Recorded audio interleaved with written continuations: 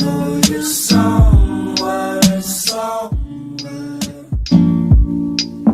I'm trapped in. Bonjour, ici Julie de zenotravail.fr. Donc aujourd'hui, j'aimerais finir la continuité des vidéos sur cessons d'être gentils, soyons vrais, et parler un petit peu justement de pourquoi c'est aussi difficile, continuer là-dessus. Et une des raisons aussi qui fait que c'est très difficile, c'est que souvent, on n'ose pas être vrai, on n'ose pas dire les choses, en tout cas dire des choses qui peuvent blesser,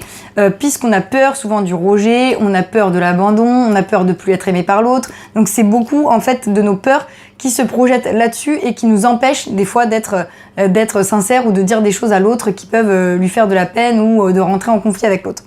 Donc ce qui est important, c'est que déjà il faut voir ça comme ok, on a peur de plus être aimé, on a peur du conflit, mais c'est important, ça nous montre aussi que d'un côté dire les choses, c'est aussi se respecter soi-même, c'est aussi aller vers son autonomie et c'est aussi aller vers la force et donc l'affirmation de soi. Donc c'est important de le voir différemment, que nos peurs puissent se transformer au contraire en force.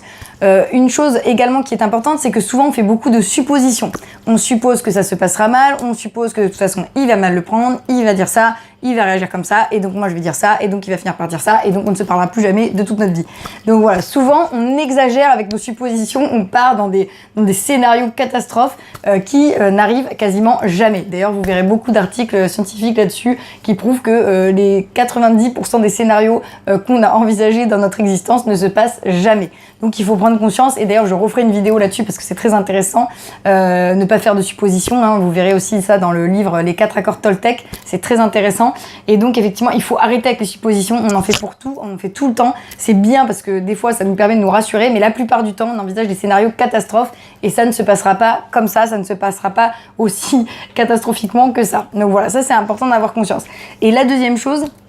c'est qu'il faut voir aussi le conflit comme une possibilité d'évolution de la relation. C'est-à-dire que déjà, la plupart du temps, quand on en arrive au conflit, c'est qu'on a essayé d'exprimer à l'autre ce que l'on pensait ou ce que l'on avait en tête correctement, gentiment et poliment, et soit ça n'est pas passé, soit il ne l'a pas compris, soit il n'a pas voulu l'entendre, soit il n'a pas voulu le voir. On ne sait pas, ça peut être différentes circonstances selon la situation, mais dans tous les cas, on en est arrivé au point où on va rentrer en conflit, c'est-à-dire qu'il va vraiment y avoir une dispute,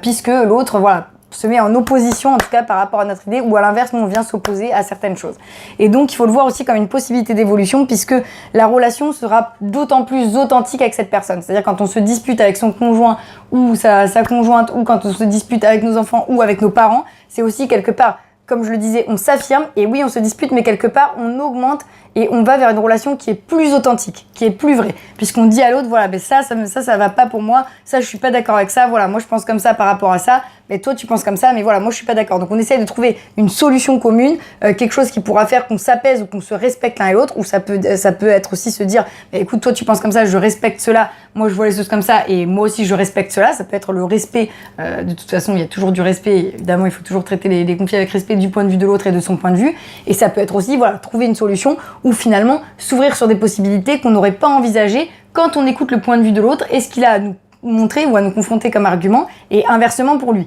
Et de plus, c'est une évolution aussi dans la relation parce qu'on est plus authentique, on dit les choses, et donc c'est une relation sincère, c'est une relation vraie. C'est-à-dire que les relations où on est trop gentil, où on dit tout le temps oui, c'est pas des relations vraies, c'est pas nous, puisque finalement, voilà, des fois on pense non, et des fois on n'est pas d'accord avec les autres, et c'est normal, et des fois on n'a pas envie de faire ce que nous disent de faire les autres, et c'est normal aussi. Donc voilà, donc cette petite vidéo pour vous dire qu'il il faut voir vraiment le conflit autrement, il faut arrêter avec les suppositions, et il faut voir aussi à quel point ça peut nous permettre d'évoluer tant sur les arguments, sur la confrontation peut-être à d'autres points de vue, nous ouvrir sur d'autres choses que sur la relation avec l'autre personne. Voilà, je vous dis à très vite, n'hésitez pas à vous abonner, à partager et à liker, à très bientôt, ciao ciao.